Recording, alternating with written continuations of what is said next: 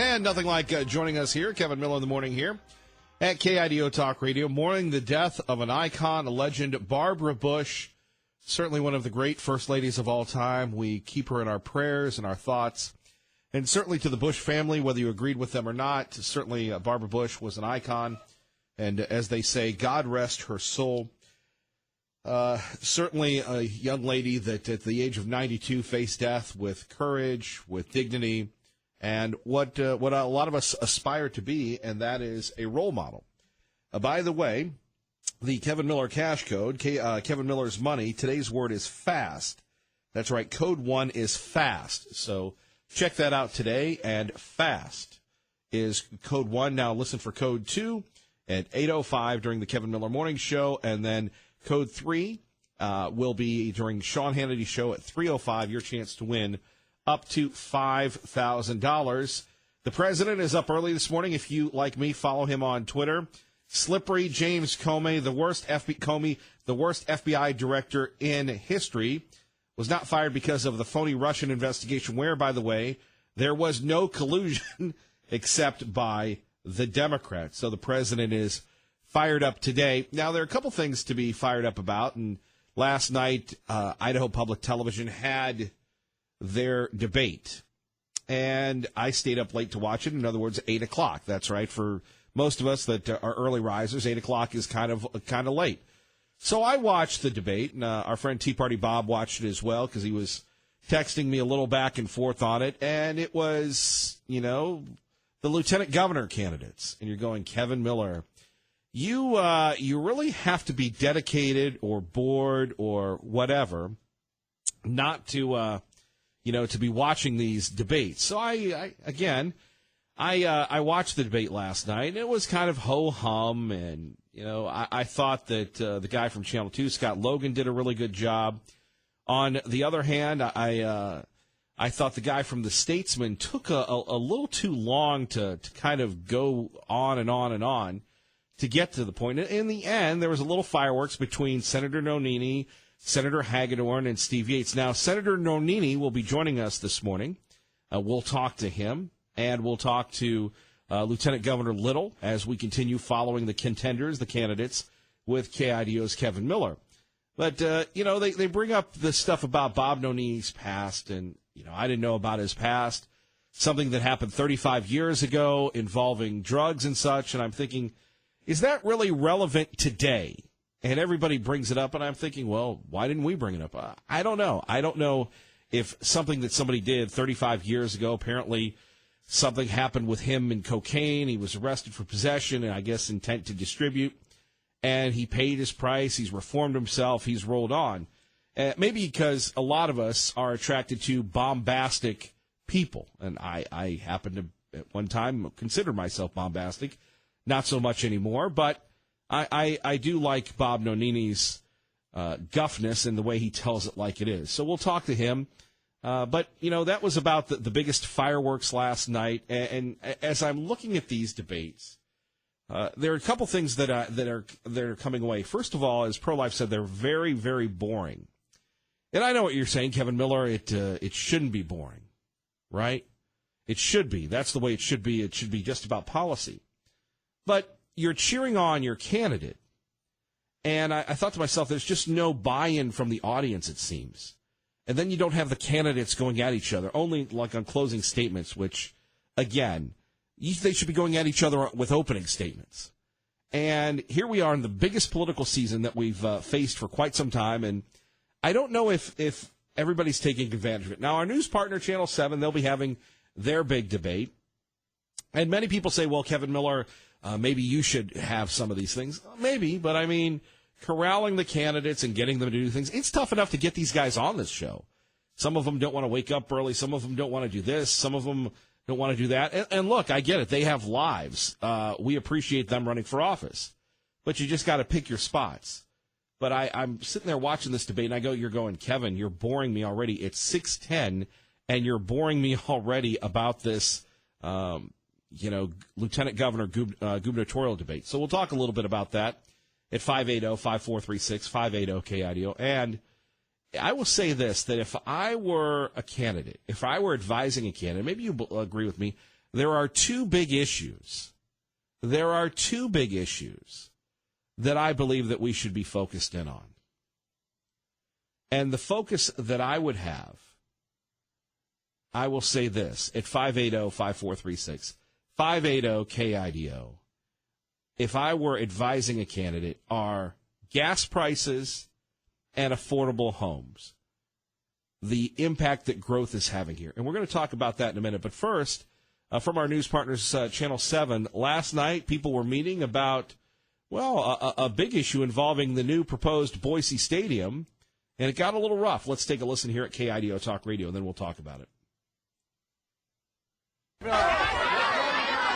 not going to relax. Financing is at the heart of this. A neighborhood meeting that was really more like a heated argument. Why don't we want a vibrant It's downtown? not a big enough city!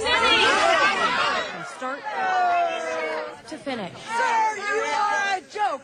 The majority of the crowd had plenty of questions, He didn't answer mine. That's why I was yelling at him. passionately opposing the proposed stadium near downtown Boise for many reasons, including placement, Why here? Why in the middle of the city? traffic going to and from the potential stadium, Well, actually, I think that's where you want a proposed stadium, right in the middle, so people can come in and out, downtown businesses. Look, I'm against this. I think that the people of the city of Boise pay too much in taxes. I think the people of the city of Boise pay too much in funding the mayor's, pet projects. I think a new stadium is not going to pay for itself. It's very rare that they do with a city the size of Boise or the city of the size of anywhere.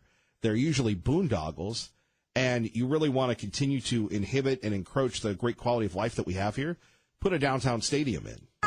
Getting onto the connector already It's is ridiculous. I can't even describe what it's like. and the use of public funds to support it. I certainly, wouldn't mind near as much if there wasn't any public Boise funds going into it. But the developers, Greenstone Properties, People can be afraid of change. People can be afraid of the unknown. say they have ways to work around these issues. You need to have it in a place where it can be vibrant, where it can be a catalyst for other development. And alleviate the growing concerns and anger from residents. I think you heard a very loud segment of the community tonight, but there's also a pretty loud segment that we've heard from that are supportive of these types of uses of economic development. Right, at 580-5436, 580-KIDO. And these are the folks from the Boise Hawks. They want to build a stadium downtown. Are people really going to come when it's triple digits? Do people go to Garden City? Well, Hawk Stadium is old. Well, Hawk Stadium is this. Well, Hawk Stadium is that. I mean, how big a draw is baseball? Tell that to the wrestlers or the former wrestlers of Boise State. But, I mean, really. And soccer? Well, the indoor team came in and they drew 5,000 people. It was the middle of the winter. Nothing else to do. I don't think that baseball and the public funding of a baseball stadium, a multi-purpose stadium, is really the great ROI that people are talking about. Look at how bad traffic is already. And we're not just talking about Boise. Look at Caldwell with all the construction going on in downtown Caldwell. Meridian continues to be one big, giant construction project. Downtown Boise around St. Luke's. Who would have thought 5 or 6 years ago that we need to expand the connector? And it's not just me. The Wall Street Journal is talking about the high costs of homes, people in Idaho not being able to buy homes, which we'll talk about coming up at 580-5436. But when you think of building a stadium, how important is it to you? To me, I don't see the value in it. I don't see the Hawks selling out. Heck, with all due respect to the Boise State Broncos, they don't sell out. And they're about the most successful franchise outside of the Seattle Seahawks and the Portland Trailblazers in our area. We think, A, it's the right size. B, it provides the opportunity to do a mixture of uses in the urban core. And third, you already have in place pedestrian infrastructure, bicycle infrastructure. Throughout the meeting, I talked to a lot of people. I found a few who were for the proposed stadium. And while they didn't want to go on camera, they say that their reasons include economic growth and just to sustain all the growth that is happening in the Boise area. There you have it from Channel 7 here at 580-5436, 580-KIDO. The people are just saying, we don't want this stadium. And here you have this developer saying, well, they don't really know what they want. It's kind of like and by the way, congratulations to the city of Meridian passing the 100,000 person mark. I don't know if that's progress, but one topic, your thoughts on the stadium, the trolley, and whatever else the city of Boise wants to do with your tax dollars, number one. Number two, and I write about this at KIDOTalkRadio.com, is this issue involving gas and homes. Now, we've heard from people running for Congress. We've heard from people running for lieutenant governor at KIDO Talk Radio. But two issues that the politicians are ignoring that could be winners right now. Number one, what to do about the onerous price of gas here in the Gem State. You know, we had what his name, Tom, who sent me a picture from the gas prices in Arizona. 50% lower than what we have here in Idaho. Well, we've got one refinery in Salt Lake, and we got one pipeline. And as fast as this area is growing and as wonderful as it is, we're one pipeline shortage away from being wiped out. Now, when you work for a good boss or a good organization, what do they have? What does the military have? It's called redundancies, right? Redundancy. We don't seem to have that. So is it, and Dave Petzel and I got into this the other day, is it government's role to sit there and come up with a way to bring in a refinery, bring in something that were more self-sufficient, that could pay for itself? Certainly we have enough available land. That's one. And two, and maybe this hits close to home. Maybe this is something that's bothering you.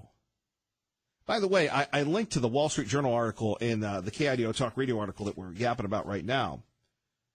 But you have people that are trying to buy homes, and people are selling their homes, and let's say they're selling their home for $200,000.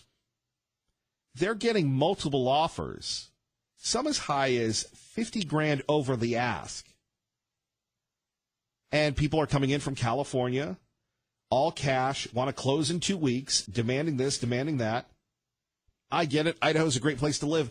But how are we going to maintain that great quality of life that we have right here? How are we going to do that? You see it every day. You feel it every day in the traffic. You're paying for it every day with the schools expanding and all these new subdivisions going up. And in the back of my mind, I fear the housing bubble that happened in 08, 09 here, right? Everybody's investing in real estate. You're making a ton of money. But what about the people, and again, people could say that's not the role of government, that work hard, that are trying to live the American dream, and that are getting run out of their own state? Is that the role of government to do something about it, to maybe even have a commission on how to manage the growth? A great problem to have compared to California or compared to Illinois or compared to any of these other states that are going bankrupt. However, managing the growth, two issues the politicians are not covering: gas prices, becoming more self-sufficient here in the state of Idaho, and managing growth. That's what I'd like to talk about. 580-5436, 580-KIDO. You're listening to Kevin Miller on KIDO Talk Radio. KIDO Talk Radio, Kevin Miller in the morning. Phone numbers 580-5436, 580-KIDO. We are rolling right along. Do appreciate everybody joining us. And, asking a few questions about gas prices and the downtown stadium. But first, remembering an American icon, here's the Miller Morning Montage. Mrs. Bush is here today to read us a storybook I borrowed from the Sesame Street Library, right? That's right. I have it right here. I love books. You love books too, don't you, Mrs. Bush? You bet. Very much. Of all the people running, he seems to be the one who could solve the problems. I think he'll be a great president. You've nominated for the presidency of the United States a man who is as strong and caring and decent as America herself. All kidding aside, really impossible to describe how it feels to have one of your children become president of the United States. At the end of your life, you will never regret not having passed one more test, winning one more verdict, or not closing one more deal. You will regret time not spent with a husband, a child, a friend, or a parent. You know, I've always felt I was the world's luckiest woman. Now I know it. And there we have it, remembering Barbara Bush. God rest her soul. 580-5436-580-KIDO. So if you're just waking up, the high cost of gas continues to rise. We're not hearing anything from our politicians running for public office on this. We'll ask them about that. And affordable homes in the Gem State. When you think about buying or selling a home, I mean, what do? Prices continue to go up, and I fear a crash. Now, I hope that I'm wrong. I really hope that I'm wrong. But, you know, you see prices go up and you see prices go down. Prices continue to go up, just like the markets. They can't go that way forever. You know, how do you prepare for that? And then you have people, you know, obviously you don't put socialism in, and our system is all about capitalism. But when you have people bidding in these outrageous bids on homes that are just really, really crazy. More on that at KIDOTalkRadio.com. Coming up next, is it over for the Korean War? But first, it is 6:25, traffic and weather together. Let's get you to work safely. And don't forget, coming up on Thursday, Thank You Thursday, we're at Compass Public Charter School, number 1. Number 2, we're giving away Kevin Miller's dinner, courtesy of our friends at the Indian Creek Steakhouse in historic Caldwell, Idaho. You're going to love Kevin Miller's dinner. More details at KIDOTalkRadio.com. Let's go to Rick in Boise with Kevin Miller. Good morning, Rick. Kevin, good morning. Hey, you woke me up yesterday with mentioning the old trolley in downtown Boise, that idea. And that brought me back just recently to remember the little train thing that was going up and down the track that they were studying. Yes. Yeah. All these things that we come up with that never happened. What was the impact study? $80,000 for that trolley in downtown Boise? Indeed, plus the PR, plus everything else, yeah. I mean, didn't Butch Otter have a $60,000, 3 different ribbon-cutting campaign? I don't forget these little things that are atrocious, you know? Well, you shouldn't. Well, the thing is that Mayor Beater went to St. Joe's. He's lived here. Yeah, he has. Yeah, I mean, you would think he'd drive downtown Boise. Can you imagine trying to negotiate through town through a trolley that's stopping and going? I don't really know what Mayor Beater's thinking. Here's a man that his family has historically been here. They do a lot of good work. He cuts a lot of ribbons. But when it comes to, and, you know, Mayor Beater and always jumps into the liberal causes that really the city of Boise has nothing to do with. But you think about this and you're thinking, why would you put a trolley in? Why would you back the stadium? Why would you look at what's happening to Boise, overtaxed and saturated with too much stuff right now. Well, I think the number one thing that you said, and I mean, I'm sorry, the Broncos cannot fill the stadium. How are they going to fill the baseball stadium to pay for this? Well, and it makes you wonder, the Broncos, very astute and very opportunistic, opted out of this stadium. Well, they're going to build their own. That should be indicate a green light right there that something's up, right? Right. As my grandmother would say, it just sounds skeegy that we have to, approve things and then study them and then realize, well, maybe it's not a good idea. Well, but going back to your thoughts on Mayor Beater, the reclusive Mayor Beater, why would he do this to his hometown that he's grown up with, his family's a part of, and that he loves? And here's another one, and you're going to love this one, Rick. Remember that soccer match at Bronco Stadium? Remember that? Hey, everybody, the soccer team's coming over. And they had to paper the crowd, and they still didn't sell it out. No one covered what a disaster it was, what a financial loss it was. And that's a nonpartisan issue. So it's not as if soccer or baseball are going to make thousands and millions of dollars to pay for this thing. They're not. No, especially in Boise. There's too much going on numerous times in this town that a baseball game is not going to be the prize. Well, who wants to watch baseball in triple-digit heat? I didn't even think of that one. Yeah. I mean, that's the trump card right there. Not me. Who's going to go out and watch baseball when it's 100 degrees in Boise? That's a good question. That's a mighty dedicated fan. Hey, somebody else I'm sure wants to be on the line, Kevin. Thanks for your time. Rick, thank you. All right, Rick, appreciate you listening to KIDO Talk Radio. Let's find out what's happening in your world. Good morning, Maggie. Good morning. And don't forget, coming up Thursday, we will be at Compass Public Charter School. Very, very excited about that. Promoting our schools, securing our future, thanks to our friends at CapEd Credit Union, Team Mazda Subaru, and Grade Power Learning in Meridian. We're awaiting Tanya J. Powers. She'll talk a little bit about remembering Barbara Bush. If you would like to talk about the former First Lady, God rest her soul, phone numbers 580-5436, 580-KIDO. Kevin Miller with you here. And don't forget the Kevin Miller cash code. Our next time is at 8:05 when you can not call in, but you'll get the code, type it in, and you might be the lucky winner, right? A few things we are waking up to. The end of the Korean War, possibly. Let's get it from our own Simon Owen at KIDO Talk Radio. South Korea saying it wants to use a rare meeting with North Korea next week to discuss ending military hostilities between the countries. When the Korean War ended in 1953, there was no peace treaty, meaning the South and the North are technically still at war. South Korean President Moon Jae-in is due to meet with North Korean leader Kim Jong-un for only the third inter-Korean summit in more than 70 years. Any peace treaty would need a signature from President Trump. Simon Owen, Fox News. We'll talk a little bit about that because we've been at war with the Koreas for quite some time. With North Korea, it's an armistice, not a peace treaty. More on that in a minute, but KIDO Talk Radio, your proud home of Fox News on the radio. We go live to New York. Our great friend Tanya J. Powers on, well, the life and death of former First Lady Barbara Bush. Good morning.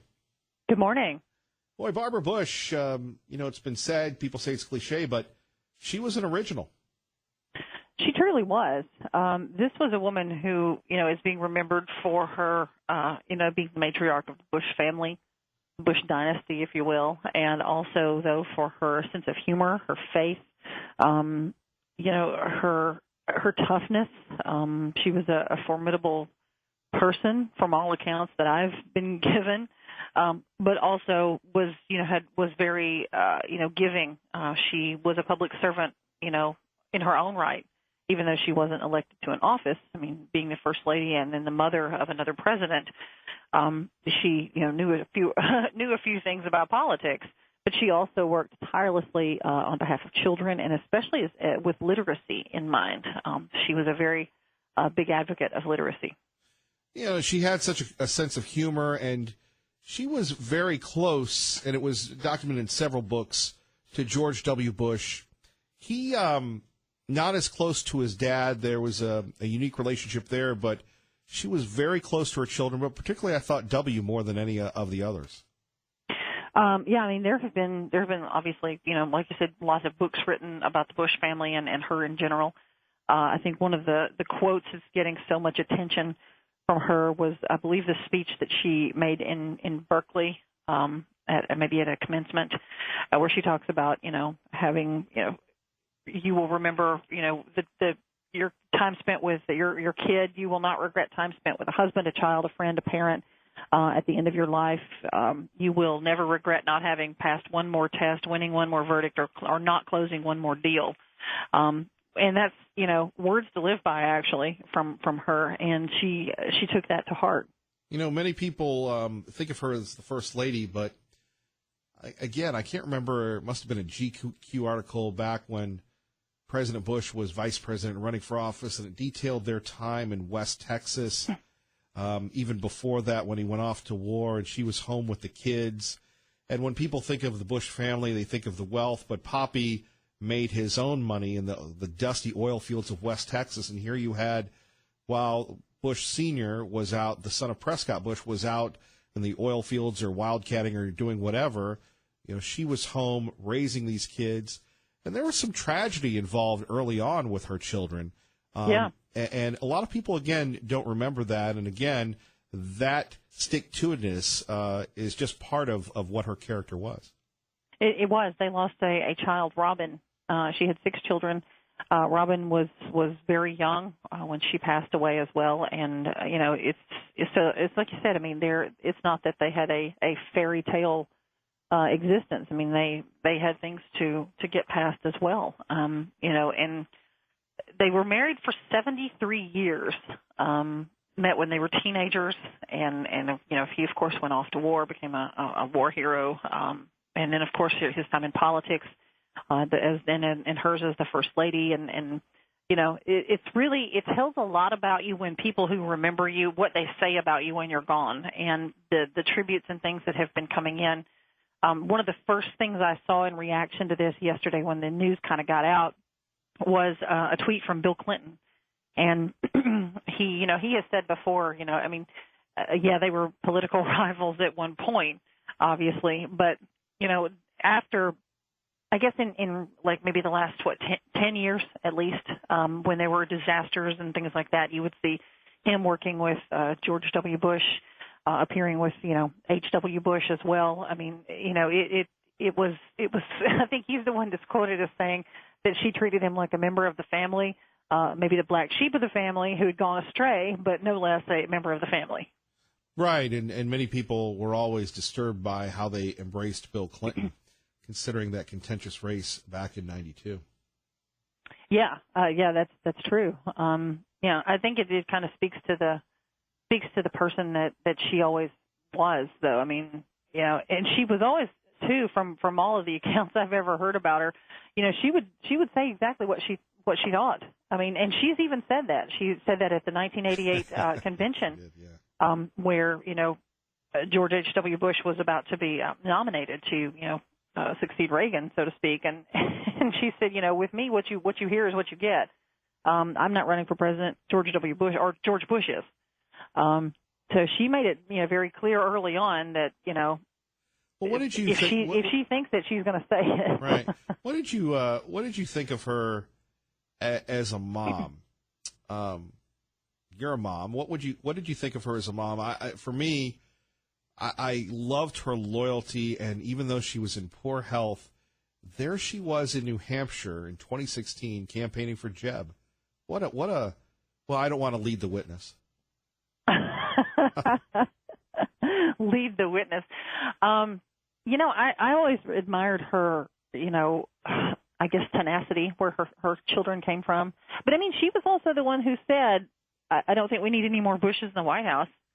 It's time to give somebody else a turn. Right. So I mean, it was another one of those things where, if she believed it or she thought it, that's what she was going to say, The Bushes, they, and I don't know much about Jeb's wife, but I've done some research on Laura Bush, and I've met her once. But the Bush men, they do seem to marry strong women, and Laura Bush always, when George Bush would always get it full of himself, George W., I don't know if you've heard the story where she always calls him Bushy. Oh, Bushy, you're this, that, and the other. It would just put him in his place. Just a fascinating story. We hear about these public figures, and then we don't look at them as real people.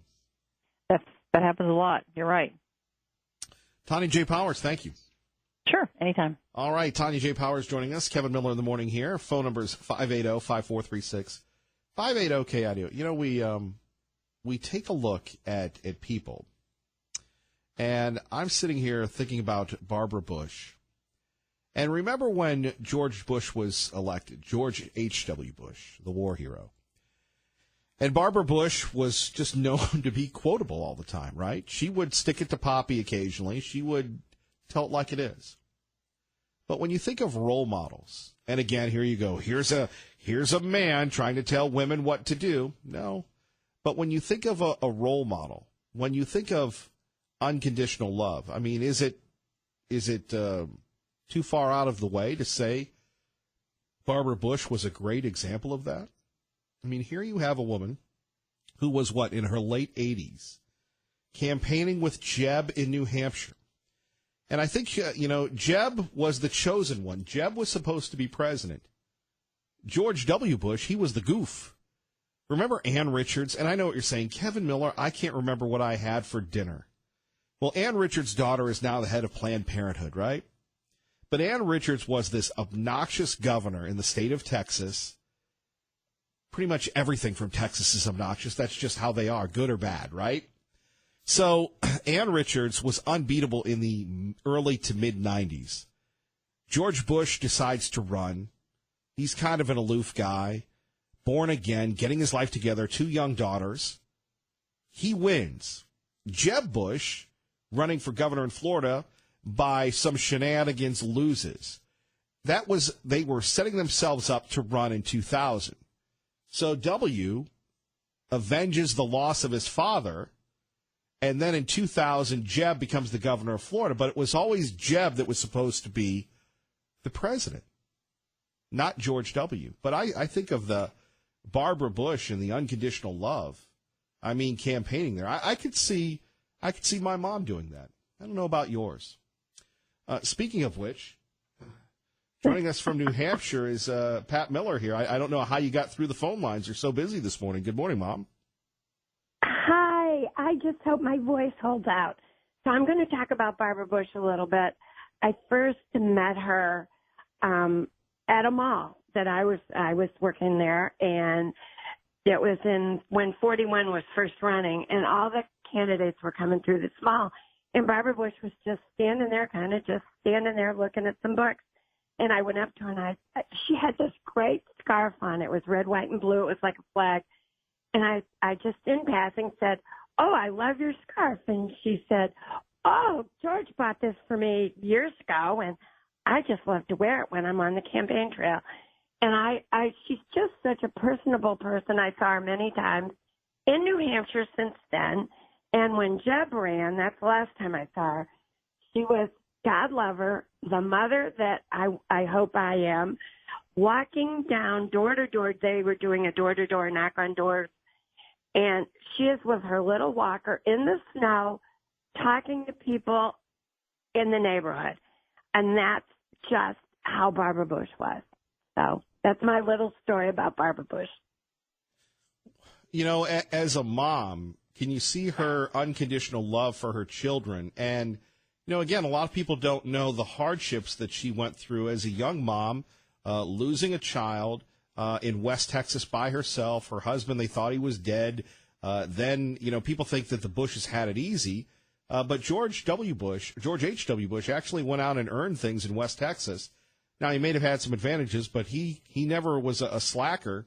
So you take a look at Barbara Bush, and here she is in her late 80s out campaigning for Jeb. And at that time, we all knew Jeb's campaign was over. Right. But she did it anyway. I would do that for my children. I hope I do that till the day I die. Well, because, I think I would hope you would just do it for me. The other two. The other two, well, you know. we won't tell them that. Yeah. Yes. Well, we won't tell them that. Yeah. It's a secret. It's a secret, just between you and me. Right. But yeah, an amazing person. And remember when they were first elected, she was fairly outspoken, very different than Nancy Reagan. Oh, definitely, very, very much, definitely. She was her own person. She definitely was her own person. She supported her husband tooth and nail, but she had her own opinions, and she let people know. Yes, she very did. much. Yes, she did. Yeah. Well, I won't take up any more time. I just wanted to give you a little blurb about my firsthand experiences with Barbara Bush. We're so lucky to live in New Hampshire and get to see all these people coming through. Wow, so, you're working at Montgomery Ward at the time. I was, and it was in the Bedford Mall. They all came through, and we had Secret Service in our office. Well, that's good to know. And by the way, happy birthday to Missy today. Thanks. I will pass that on to her. I already did that today. Oh, good. Thank you. Yes. My middle one is getting up there. I have one in each century now for a while. By the way, I just wanted to say this to you at KIDO Talk Radio. We've been trying to hold you off just because your voice isn't holding up. Everybody asks me, "Where's your mom?" And you know, we're trying to get your voice healthy so you can get back to making regular appearances. Right. That's why I said I hope my voice holds out. So I won't talk anymore. And I wish everybody out there a very good day. And I miss you all. and I hope to see you soon. Well, the rodeo is just around the corner. I know. I have to, that Tanya J. Powers, her being the rodeo queen's really bothering me. I love you, Mom. Take care. I love you too. Bye. Bye-bye. You're listening to Kevin Miller on KIDO Talk Radio. KIDO Talk Radio, Kevin Miller in the morning. The end of the Korean War. Could you believe that? 580-5436, 580-KIDO. Plus, if you've been listening to Sean Hannity or Lars Larson, the continuing coverage of James Comey going on and about his trials and speculation and everything else. And you think about, as CNN had a little focus group when they said, what do you think of James Comey? Weak, thin-skinned, diminished former FBI director, a tell-all, blah, blah, blah. And as we've said before, the attacks not only on President Trump, but now on our own Sean Hannity, where you have people calling for his suspension. We'll tell you about that in a minute. First, traffic and weather. And Kevin Miller in the morning, as we said, they're going after Sean. Here's Chuck Todd from that liberal show, Meet the Press. I want to start with there. I am stunned that Fox had no punitive response. Not a Sean Hannity must disclose every night. Not a he can't cover this story. Not a he's been suspended for a week. Nothing. Not a single thing. They are saying this is okay for anybody that works at Fox News. I think that's right in the sense of the message being sent publicly. There was also a 24-hour period where Fox News was effectively pointing viewers and people like me and you to the statements that Sean Hannity was making publicly, as though Sean Hannity is the best arbiter of whether what Sean Hannity has done is appropriate. And it's not. He can call himself an entertainer. He can call himself an opinion advocacy journalist. He can call himself, whatever he wants to call himself. But if he's on a network that professes through opinion and some reporting to be presenting information about what's happening, it doesn't matter what he is. He needs to be able to share with his viewers what kinds of private ties he might. That's right. So Sean doesn't have a right to privacy.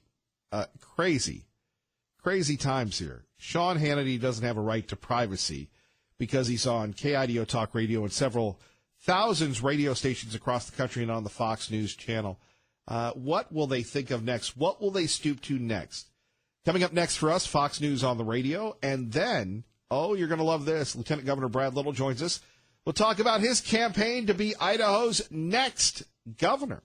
And we'll talk to him a little bit about the high cost of gasoline and housing costs and impact fees. And what, if anything, can a governor do about that? All that and more coming up after Fox News. With good old Kay Milley, we are just getting started, waking up on the right side. By the way, thanks for sticking with us. KIDO Talk Radio, good morning.